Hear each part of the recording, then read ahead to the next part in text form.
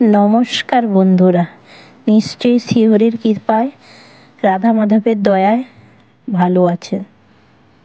আজকে আমাদের আলোচনার বিষয় হলো তুলসী মালা পরার কি নিয়ম, শাস্ত্রে কি আছে, মালা 1 প্যাচ পরা উচিত না 2 প্যাচ না 3 প্যাচ। চলুন বন্ধুরা, আজকে আমরা জেনে নিই তুলসী মালা পরার পদ্ধতি। শাস্ত্রে আছে, তুলসীর হার না পরে যে ছাড়, জমালয়ে তার বাস। তুলসী মালা ধারণ করলে আমাদের দেহ মন পবিত্র হয়। দেহ মন পবিত্র হলে ভগবানের ধামে প্রবেশ করা যায়।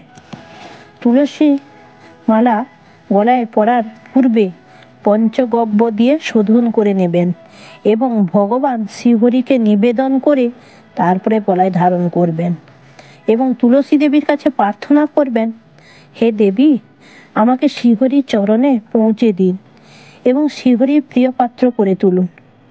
তুলসী মালা গলায় ধারণ করে যে ভগবানের উদ্দেশ্যে যে কাজটি করা হয় সেটি কোটিগুণ ফল লাভ করা হয়, অক্ষয় হয়ে যায় ওই কাজটা।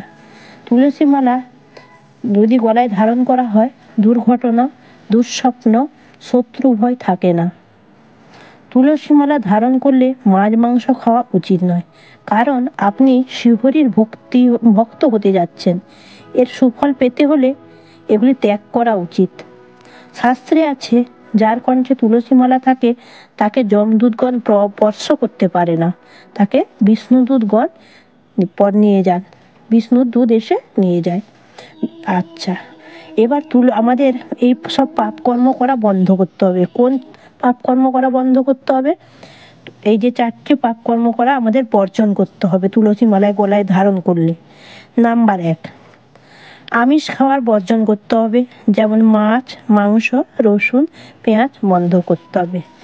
নাম্বার 2, নেশা জাতীয় জিনিস বর্জন করতে হবে, যেমন পান, মদ, গাঁজা, বিড়ি, সিগারেট, খৈনি, গুটকা, তামাক, চা ইত্যাদি নেশা জাতীয় জিনিস বন্ধ করতে হবে। নাম্বার 3, নারী সঙ্গ অবৈধ সম্পর্ক বন্ধ করতে হবে। নাম্বার 4, জুয়া, তাস, পাশা, লটারি ইত্যাদি দ্রুতক্রীড়া বন্ধ করতে হবে। তুলসী মালায় গলায় ধারণ করলে এই 4টা কাজ বর্জন করতে হবে।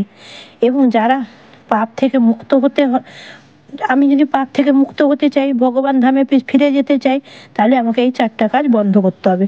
করলে আমার নিজের দেহ মন পবিত্র করার জন্য তুলসী মালা ধারণ করা উচিত। যে তুলসী দেবীকে স্মরণ করে, ধরো আমি তুলসী দেবীকে স্মরণ করে যে কোনো কাজ করি কেন, আমার মনের ইচ্ছা পূরণ হয় এবং তিনি বৃন্দাবন ধামে ফিরে যান। তুলসী দেবী ওনাকে দয়া কৃপা করে বৃন্দাবন ধামে ফিরিয়ে নিয়ে যেতে সাহায্য করেন। খাঁটি তুলসী মালা আগে কিনে ভগবানের উদ্দেশ্যে স্মরণকে নিবেদন করে তারপরে আপনারা গলায় ধারণ করবেন। মালা কয় প্যাচ পরবেন? শাস্ত্রে আছে মালা 3 প্যাচ পরা উচিত।